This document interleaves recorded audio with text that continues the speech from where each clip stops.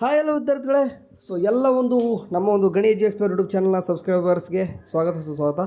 Okay, ಭಾಳ ದಿನಗಳಿಂದ SSV ಬಗ್ಗೆ ಒಂದು ಬಿಗ್ ಅಪ್ಡೇಟ್ ಬಂದಿದೆ. ಹಂಗಾಗಿ ಡೇಟ್ ಎಕ್ಸ್ಟೆಂಡ್ ಆಗಿದೆ. ಎಲ್ಲ ಹುಡುಗರು ಕೂಡ ಕಾಯ್ತಾ ಇದ್ರು, ಡೇಟ್ ಎಕ್ಸ್ಟೆಂಡ್ ಆಗುತ್ತೆ, ಅಪ್ಲಿಕೇಶನ್ ಯಾವಾಗ ಆಗ್ತಾರೆ ಅಂತಂದು. ಆ್ಯಕ್ಚುಲಿ ಆಗಲ್ಲ ಅಂದ್ಕೊಂಡಿದ್ದೆ ನಾನು, ಇನ್ನೂ ಒಂದು 2 ಮಂತ್ಸು. ಏನೋ ಓಕೆ, ಹುಡುಗರದ್ದೆಲ್ಲನೂ ಕೂಡ ಧೈರ್ಯದಿಂದ ಬೇಗನೆ ಅಪ್ಲಿಕೇಶನ್ ಕರೆದಿದ್ದಾರೆ. ಒಳ್ಳೆ ವಿಚಾರ. ಯಾಕಂತಂದರೆ ಈಗ KCT ನೀಟ್ ಕೌನ್ಸಿಲಿಂಗ್ ಮುಗಿದ ತಕ್ಷಣ ಮತ್ತೆ ಒಂದು 2-3 ತಿಂಗಳಾದರೆ ಹೊಸ ಹುಡುಗರು ಬರ್ತಾರೆ. ಎಲ್ಲ ಹುಡುಗರು ಅಪ್ಲಿಕೇಶನ್ ಎಟ್ ಎ ಟೈಮ್ ಹಾಕಿದರೆ ಅಮೌಂಟ್ ಬೇಗ ಬರೋಲ್ಲ.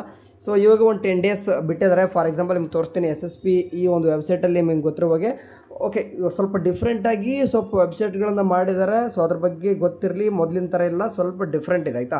ಇದ್ರ ಬಂದುಬಿಟ್ಟು ನೀವು ಪೋಸ್ಟ್ ಮೆಟ್ರಿಕ್ ಸ್ಕಾಲರ್ಶಿಪ್ ಮೇಲೆ ಒನ್ ಟೈಮ್ ಕ್ಲಿಕ್ ಮಾಡ್ಕೊಂಡ್ರೆ ಮತ್ತೆ ಒಂದು ಸೈಟಿಗೆ ಕರ್ಕೊಂಡು ಹೋಗುತ್ತೆ. ಇದು SSPKarnataka.gov.in ಇದು ಅಫಿಷಿಯಲ್ ಆಗಿ ಗೌರ್ಮೆಂಟ್ ಇದು. ಓಕೆ ಸರಿ, ರಾಜ್ಯ ವಿದ್ಯಾರ್ಥಿ ವೇತನ ತಂತ್ರಾಂಶ ಇದರಲ್ಲಿ ಈ ಒಂದು ಪೋರ್ಟಲ್ಲಿ ಬಂತಂತಂದರೆ ನಿಮಗೆ ಮೇನ್ ಆಗಿ ನಿಮಗೆ ಡೇಟ್ ಎಲ್ಲಿ ನೋಡ್ತೀರಪ್ಪ ಅಂತಂದರೆ ಸ್ವಲ್ಪ ಸ್ಕ್ರಾಲ್ ಮಾಡಿ ಕೆಳಗಡೆ ಬಂದರೆ ನಿಮಗೆ ಡೇಟ್ ಬಗ್ಗೆ ಎಲ್ಲನೂ ಕೂಡ ಕೊಡ್ತಾರೆ. ಒಂದು last date for application submit ಕೊಡ್ತಾರೆ, ಆ್ಯಂಡ್ ಇನ್ನೊಂದು ಡಿಪಾರ್ಟ್ಮೆಂಟ್ ಸ್ಕೀಮ್ಸ್ ಬಗ್ಗೆ ಕೊಟ್ಟಿರ್ತಾರೆ, ಇನ್ನೊಂದು ಅಪ್ಲಿಕೇಶನ್ ಪ್ರೊಸೆಸ್ ಅಂತ ಕೊಟ್ಟಿರ್ತಾರೆ, ಆ್ಯಂಡ್ ರಿಕ್ವೈರ್ಡ್ ಡಾಕ್ಯುಮೆಂಟ್ಸ್ ಅಂತ ಕೊಟ್ಟವ್ರೆ. ನಮಗೆ ಬೇಕಿರೋದು last date for application submission ಒಂದು ಇದೀಗ ಅದನ್ನೇ ಕ್ಲಿಕ್ ಮಾಡ್ಕೊಂಡಿನಿ. ಅದ್ರ ಮೇಲೆ ಕ್ಲಿಕ್ ಮಾಡ್ಕೊಂಡಾಗ ಒಂದು ಸೋಷಿಯಲ್ ವೆಲ್ಫೇರ್ ಡಿಪಾರ್ಟ್ಮೆಂಟ್ದು ಡೇಟ್ ಓವರ್ ಅಂತ ಬರ್ತಾ ಇದೆ. ಸೋಷಿಯಲ್ ವೆಲ್ಫೇರ್ ಡಿಪಾರ್ಟ್ಮೆಂಟ್ ಸದ್ಯಕ್ಕೆ ಓವರ್ ಇದೆ. ಆ್ಯಕ್ಚುಲಿ ಪ್ರೈಸ್ ಮನಿ ಓಪನ್ ಇತ್ತು, ಸಡನ್ನಾಗಿ ಕ್ಲೋಸ್ ಆಗಿದೆ. ಅಂದರೆ ಇವತ್ತು ಅವ್ರು ನೋಡಿದರೆ May 31ವರೆಗೂ ಕೂಡ ಇರಬೇಕಿತ್ತು. ಓಕೆ, May 30ವರೆಗೂ ಕೂಡ ಇರಬೇಕಿತ್ತು. ಬಟ್ ಸದ್ಯಕ್ಕೆ ಕ್ಲೋಸ್ ಇದೆ. ಪ್ರೈಸ್ ಮನಿ ಓಪನ್ ಇದೆ ಅಂತ ಏನು ಹೇಳಿದ್ರು ಕೂಡ ಲಿಂಕ್ ಸಿಗಲ್ಲ ನಿಮಗೆ, ಕ್ಲೋಸ್ ಇದೆ ಆಯಿತಾ.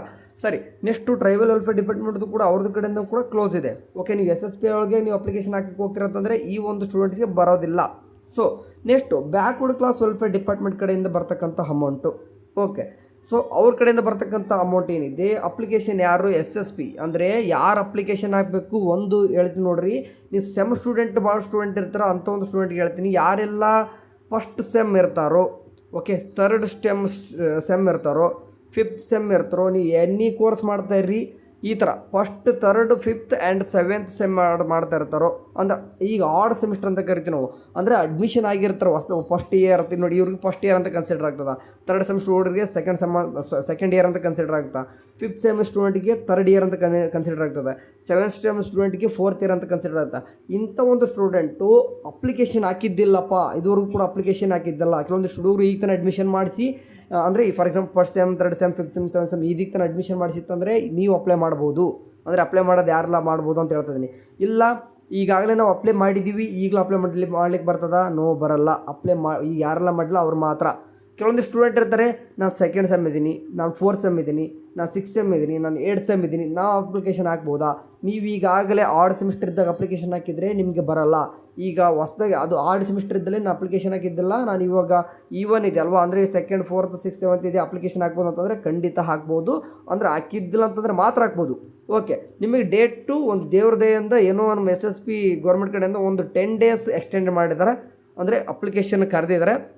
ಅಪ್ಲಿಕೇಶನ್ ಮಸ್ಟ್ ಅಪ್ಲೈ ಮಾಡಿರಿ ಎಲ್ಲರೂ. ಯಾಕಂತಂದರೆ ಇವಾಗ ಅಪ್ಲಿಕೇಶನ್ ನೀವೇನಾದರೂ ಹಾಕಿದರೆ, ಅಂದರೆ ಈಗ 10 ದಿನ ಏನು ಅಪ್ಲಿಕೇಶನ್ ಹಾಕ್ತಾಯಿದ್ರೋ 10 ದಿನದೊಳಗೆ ಅಪ್ಲಿಕೇಶನ್ ಹಾಕಿದರೆ ಇಮ್ಮಿಡಿಯೇಟ್ ವಿತಿನ್ 2 to 3 ಮಂತ್ಸಲ್ಲಿ ನಿಮಗೆ SSP ಹಣ ಬರೋಂಥ ಚಾನ್ಸಸ್ ಜಾಸ್ತಿ ಇದೆ.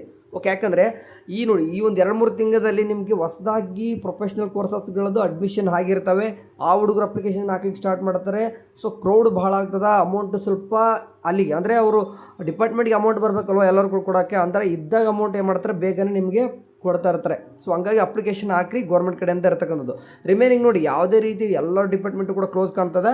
ಆ್ಯಂಡ್ ಇನ್ನೊಂದು ಮೆಡಿಕಲ್ ಡಿಪಾರ್ಟ್ಮೆಂಟ್ ಅಂತೂ ಆಲ್ಮೋಸ್ಟ್ ಇವರು ಓಪನ್ ಇಟ್ಟಿರ್ತಾರೆ. ಯಾಕಂದ್ರೆ ಯಾವುದಕ್ಕೆ ಇರುತ್ತೆ ನೋಡಿ, ಎಷ್ಟು ಡಿಮ್ಯಾಂಡ್ ನೋಡಿ. ಫಾರ್ ಎಕ್ಸಾಂಪಲ್ ನೋಡಿ, AYUSH student and department of medical ಎಜುಕೇಷನ್ದು, ಅಂದರೆ ವೈದ್ಯಕೀಯ ಶಿಕ್ಷಣ ಇಲಾಖೆ ಕಡೆಯಿಂದ ಅಥವಾ ಆಯುಷ್ ಇಲಾಖೆ ಕಡೆಯಿಂದ ಯಾವಾಗಲೂ ಭಾಳಷ್ಟು ಓಪನ್ ಇರುತ್ತೆ. ಯಾಕೆ ಅಂತಂದರೆ ಇಲ್ಲಿ ಇರ್ತಕ್ಕಂಥ ಸ್ಟೂಡೆಂಟ್ ಏನು ಮಾಡ್ತಾರೆ, ಸ್ವಲ್ಪ ತೆರೆ ಕಟ್ಸ್ಕೊಂಡು ಏನು ಮಾಡ್ತಾರೆ, ಮಿನಿಮಮ್ ಒಂದು 5 to 10 ಸ್ಟೂಡೆಂಟ್ ಏನು ಮಾಡ್ತಾರೆ, ಪ್ರತಿ ಇನ್ ಕೇಸ್ ಡೇಟ್ ಮುಗಿದ ತಕ್ಷಣ ವಿತಿನ್ 1 ವೀಕಲ್ಲಿ ಪಿಟಿಷನ್ಸ್ ಹಾಕ್ತಾನೆ ಇರ್ತಾರೆ ಕೋರ್ಟ್ಗೆ.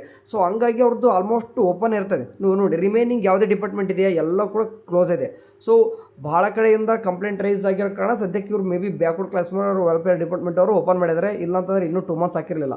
ಈಗ ಅಪ್ಲೈ ಮಾಡಿರಿ ವಿತಿನ್ 10 ಡೇಸು. ಯಾಕಂದರೆ ಆಫ್ಟರ್ 10 ಡೇಸ್ ಆದಮೇಲೆ 1-2 ಮಂತ್ಸ್ ಮತ್ತೆ ಅಪ್ಲಿಕೇಶನ್ನು ಓಪನ್ ಆಗೋದು ಡೌಟ್ ಇದೆ. ಕ್ಲೋಸ್ ಆದರೆ ಓಪನ್ ಆಗಲ್ಲ. ಓಕೆ. ಸೊ ಇದರಲ್ಲಿ ಯಾರೆಲ್ಲ ಹಾಕ್ಬೋದು, ಈಗೆಲ್ಲ BA BCom BSc ಇವರೆಲ್ಲ ಹಾಕ್ಬೋದು.